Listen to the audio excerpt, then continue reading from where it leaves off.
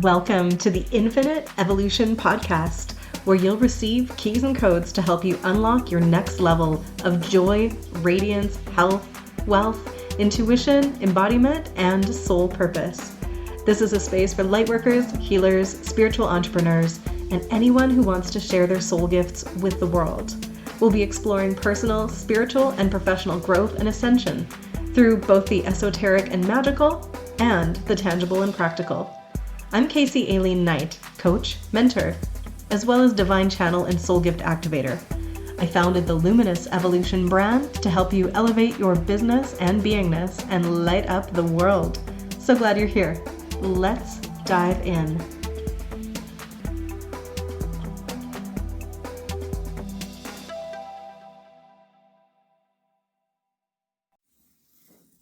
It's been a wild ride. And it hasn't slowed down. I think we could probably say this is true no matter when we are. But things have been accelerating, and I personally have walked through a very interesting rebirth portal. Now, this is transpired through December of 2024, but there'll be keys and codes for you no matter when you are walking through this kind of death and rebirth. Something I've been through multiple times and I hold clients through as well. So many of us are working on creating the new world, creating the golden age, a new earth, working on our own personal ascension, expanding our business, manifesting magic, being of more divine service, really elevating our spiritual gifts. And the thing is, every time you jump up frequency bandwidths, everything that is not aligned with your new frequency cannot come with you. And that means there's a lot of release that happens. And that can feel very painful, very awkward, sometimes full of grief and sorrow and challenges. But it is through this process that we're actually able to be the alchemists that we came here to be, to turn the shit into gold, to have grief crack open your heart and let more of that soul light in and actually flow through you. So this episode is about the Phoenix rising energy with a story about my 42nd birthday portal. But again, this is going to apply to you when you're navigating any kind of release work and anything new that you're bringing in and learning to embody. So 42 is a really powerful spiritual year, and I've been looking forward to this birthday. I have never minded getting older because I have always been an ancient soul in what used to be a young person's body, and I had perspective beyond my years. So I was annoyed at being young, and I had jobs where I had a lot of authority, but people would be like, "Can I talk to someone older?" And I'm like, "Who do you want to talk to? I'm the current, manager of this place. Do you want to talk to the janitor who's older than me, who cannot help you with your issue?" So I used to really like getting older for that authority that I felt like I had inside my soul to kind of my outside to match up with that. Now I just enjoy it because you give fewer fucks the older you get, and you place your fucks in very specific places where they matter, and you chuck it in the fuck it bucket when you don't actually care. So many gifts, so much more wisdom, so much more embodiment. And I was looking forward to 42 because I felt like it was going to be potent and profound. And your birthday always is an opportunity for massive upgrades. I celebrated my 42nd with some beautiful friends, and I decided to take some time off work and really slow down and be gentle and be easy and lean into the lessons that I am here to learn, which is I'm a Taurus rising. That's my ascendant sign. So slowing down and luxuriating in that energy felt so divine, so perfect, so natural. It's uncomfortable for my Sagittarius stellium that's like, fire, let's move fast, let's do all the things. But my greatest learning and lessons in this lifetime that I've gotten better at as I've gotten older has been to slow down And I didn't realize how slow it would wind up going. I actually didn't really pick back up to working again until January. I only was able to fulfill my obligations. I was going through a massive portal that needed me to release all of the expectations I had. So many things were also just aligning in my life so that what I thought I was doing, getting new coaching, doing all of these things, it was going to be, going hard. None of that aligned and none of that worked out. So I've been here before. I knew that it was temporary, and I knew that if I could surrender and relax and allow, it would happen. It was going to happen regardless, but it would happen without the suffering. It would happen without the shooting all over myself and making myself wrong for it. So throughout my lifetime, other times I've been through these pauses, these portals, these times where I had to let go of everything. I knew that I would come back with this new awareness, with a deeper understanding. I have been in these portals. For example, a couple springs ago, I was gifted the 10-year plan that I had in 1 year. I collapsed the time to bring my modality forward and train people in evolutionary alchemy. Story for another time, perhaps. But I've been asked to let go of everything before. This time it got really physical. I need to move houses. My 2 kitties, both passed away and walked across the Rainbow Road. They were 14. They were a bonded pair, and we had to put one down due to kidney disease. And the other one, my familiar, Q, I thought she'd be fine, but turns out she could not live without him and literally sprinted towards the afterlife and passed away 81 hours after he did. But fortunately, we had some good conversations, and I discovered she's staying on my spirit team. She's going to come and reincarnate in a fresh body in a couple years with some new codes and templates for me. It was still so much grief. And then we moved into the winter solstice and then Christmas. And I was exhausted, and I thought it was the grief. I thought it was all the change. I could just do what I had to, but there was no room for creativity. There was no room to post on social media. I didn't have the energy to do that. And again, I didn't make myself wrong about it for probably only the second time in my life when I've been through a time like this. Usually I'd be like, you should, you have to, why aren't you? You know what I mean? Those shoulds and that expectation that you can have. But I leaned in with full surrender, trust, and faith to the process. Navigated it. And I hadn't fully felt like I was back to my own self until on December 30th, I walked through my garage doorway and suddenly had a grin on my face and heard, "I'm back." And it was my soul speaking to me. And I was like, oh, interesting. So after that, I sat and I tracked, and I was like, okay, well, where did you go? What was this? And part of it I knew consciously, and part of it was just in my superconscious, and I wasn't consciously aware of it. But about 45% of the normal soul energy that usually travels with me in this body was off getting upgrades and new codes and new information for this next level, this next 7-year series in my life, all of these things. It was off in crystal cities, different planetary systems, visiting Sirius, the Pleiades, Aldebaran, going to places that, I have been, but I've left keys and codes for myself to come back and pull through. And as soon as that energy returned, my soul level weariness and exhaustion just dissipated. And I was like, oh, wow, no wonder I couldn't get much extra done. I was operating at almost half of my capacity while navigating this grief and all of the extra stuff of Christmas and all of that. So I had extra compassion for myself and gratitude for myself for not being a jerk to me like I would have in the past and being like, you're such a stupid idiot. Why aren't you doing stuff? You suck. I've over the years turned my inner critic into a coach and cheerleader. So my inner voice is very kind and compassionate and loving now and understanding, just like I would be to any of my clients or anybody else in my life.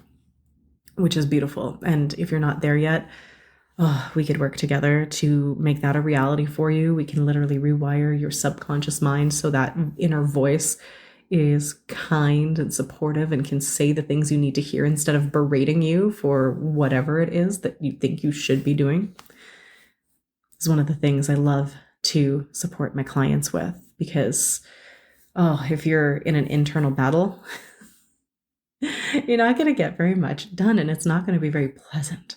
But when you can quiet that inner battle and you find the peace inside of your heart that will allow you to create with the flow and ease that you actually do desire and you get the most out of, it's so fun. Regardless, that soul energy that came back with me, to me, from me, brought with it a lot of clarity, and it wasn't immediate, but I also wasn't about to rush it. I was like, okay, it's landing. It's landing, and I'm going to unpack this electromagnetic information over time as I'm ready to, without forcing, without being like, hurry up, I need to know. Getting comfortable navigating the unknown has been one of the greatest feats of my life, because our ego wants to know. We want to know where we're going, where we're headed, how to do it, when, how it's all going to work out, all of those things, because that makes our ego that is trying to just keep us alive, so knowing things is so much more comfortable, keeps it in check. But we're here navigating the unknown. We are navigating new waters, and our soul is what needs to be our North Star guiding us. And soul says, you're not supposed to know.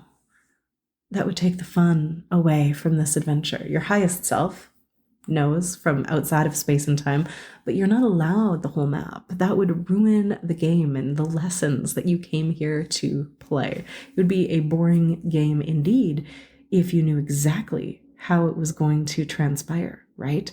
So getting comfortable in the unknown allows us to play the game with this relaxed energy. And in that relaxation unfolds the highest timelines in destiny. And it's not like you have to be relaxed all the time, but the forcing, pushing, worrying, rushing energy does not, controlling energy especially, does not actually help us flourish, at least not in the inner peace place. The ascension of your business and beingness requires a level of trust, faith, and surrender, as well as co-creation, as well as aligned action, right? We need both. What I have come to understand as I've been unpacking this new energy, these new templates, is that I was kind of waiting for something really new. I was like, oh, it's going to be a new direction, some new thing that I'm supposed to focus on. And actually this time it wasn't. I have been having all of these aha moments about the depth of the magic that I already share. The systems, the templates, the courses, the techniques that I bring, which is all of the evolutionary alchemy modality and everything that surrounds it to really support people in their enlightenment and accessing their soul gifts, living in this harmonious divine flow, radiating peace and joy and aligning with abundance and prosperity and living, this life that is joyful. All of these things that I already taught, that I already speak of, that I already share, just landed for me in this different way. And I've been leaving these messages for my bestie and business integrator. And I'm just saying, like, I get it. I'm getting the depth of this. It's landing in a new way. It's not new. It's a deeper level of embodiment and almost ownership of the mastery that I have and all the things that I'm here to share and teach. She said to me, your magic is so natural and innate to you that I think you forget how powerful it is. And that's true for all of us. We forget or don't even recognize our gifts and the potency of our work because the true depths of the magic that we share, it's innate. And of course, also, you might have honed it and mastered it over years and years and lifetimes, right? But there comes a point where it seems so easy that it's too easy. It's too effortless. And you're like, doesn't it have to be hard? Doesn't this have to be harder? Don't I have to be doing something else, something new? For me this time, it was not. I have in the past received bigger, newer things, new focuses, new directions. I've been pivoted in these portals to completely new endeavors, new businesses, all kinds of things. But it also might be the case that instead of getting something new in this rebirth process, you're becoming more of you. Take a breath in on that. This is the luminous evolution in action. The work that I am also here to do first, to make mistakes with, by the way, because I haven't always been very good at it or graceful at it. I learned through the trial and error. But then I'm here to lead by example and share and show the shortcuts and the pitfalls and all of those mistakes that I've made and teach from that. But we are here to strip away all of that stuff, the density, the shit that's not us, to allow our inner light, our divine light to shine, to share it without hiding it, covering it up from old programs, old ways of being, old paradigm distortions, all of that. And the more that we strip away all that stuff that is not us, through these frequency elevation experiences that are a death rebirth portal, the more we release that, the more our innate, organic, divine light gets to shine. And there is, through this process of ascension, a space that's created, because all of that shit takes up room in our field and we have to release it to make space and expand for the soul to be embodied. So much of our ascension, we think about elevating and going higher and outside of ourselves. And that's only part of it. That's only one direction. It's really about unification. It's really about clearing away all of that stuff that cannot vibe with you at the new frequency bandwidth that you are rising into, but also bringing, descending your soul energy into your body to be multidimensionally present right here, right now, but also in the all that is. And as you are going through death and rebirth portals through your life, you're going to wind up having times where you pivot, having times where you get new things. It's like, okay, release that old thing entirely. It's time to do something new now. And that's how I actually navigated one in the summer of 2019 for me, where I was told by spirit that I had to release my in-person work and bring my entire business online, pivot it from teaching dance and gymnastics in my first company, Dancing into Being, into what was first named Joy Evolution, now Luminous Evolution, where I get to fully own my gifts as a spiritual teacher and soul activator, alchemist, priestess, etc. That portal shifted me into a new direction. But it still was a rebirthing of myself into more of me, or this new / ancient eternal version of me.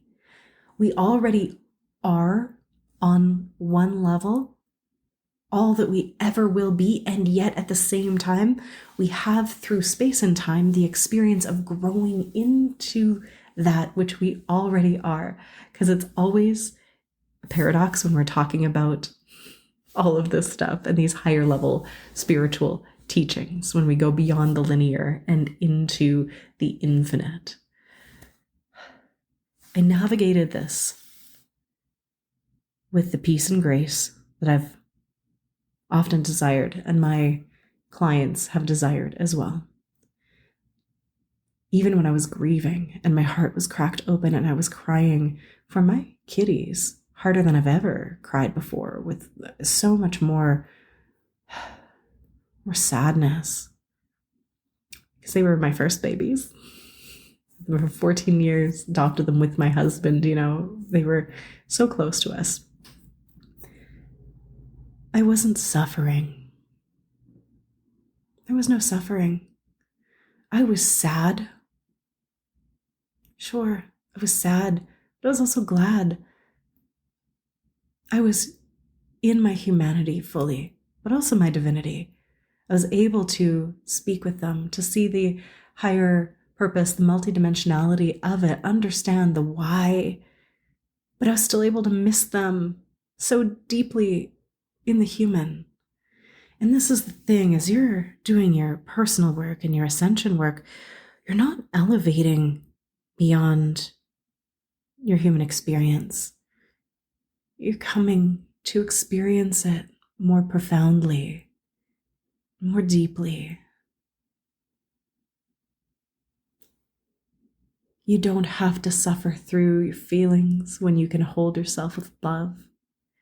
You came here to experience the full spectrum and range of this life, of this earthly experience, where there is so much more. There's just so many more frequencies you can tune into, so many more experiences that you can have. And you've chosen to have many of them. And the ones that seem bad and hard, they're here for you to alchemize and turn that shit into gold.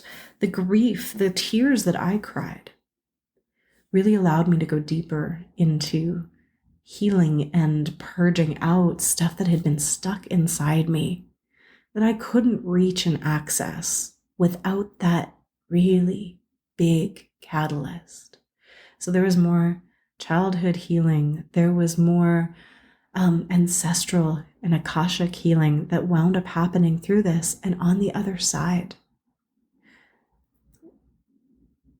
there's more peace, presence, potency, and love than even before, because I made even more room in my physical body for that divine energy that is that soul energy, that source energy, God awareness to flow through.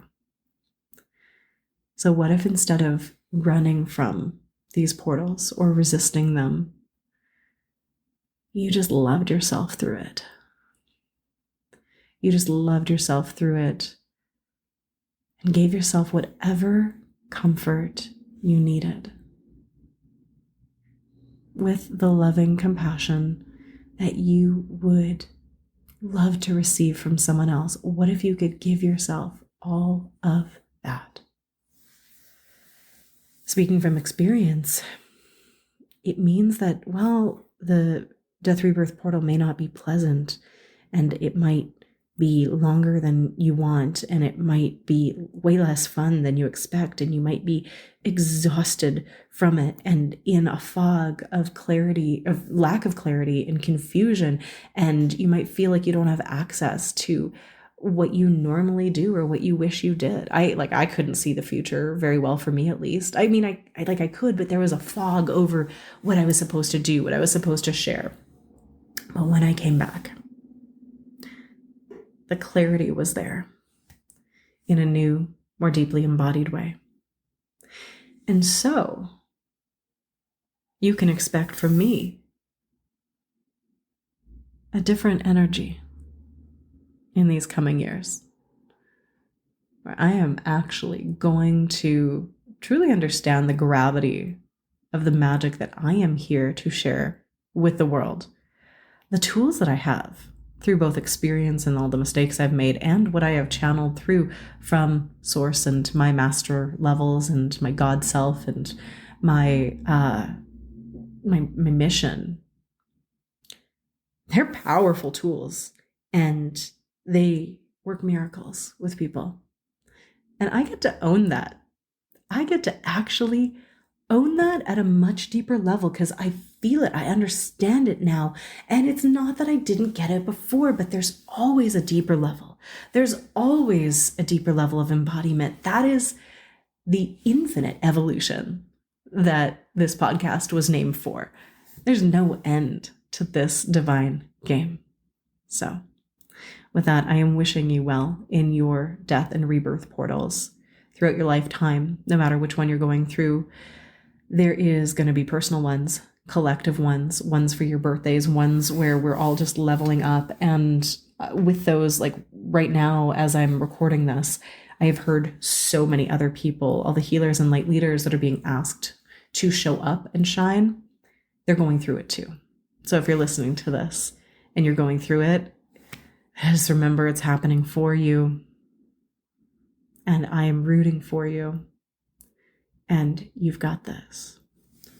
I'm sending you so very much love.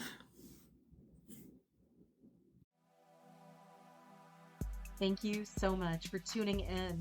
If you've enjoyed this episode, please make sure to subscribe and share this out to people that need to hear it.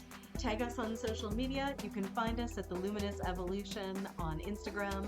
And keep the conversation going by joining my free sacred community, Luminous Evolution, on Facebook, and get a taste of my favorite tools and techniques inside my free Frequency Upgrade Academy. You can also join me inside my membership, mastermind, certification programs, or private coaching to be deeply supported on your evolutionary journey. Make sure to check out the links in the show notes, and cheers to your infinite, luminous evolution.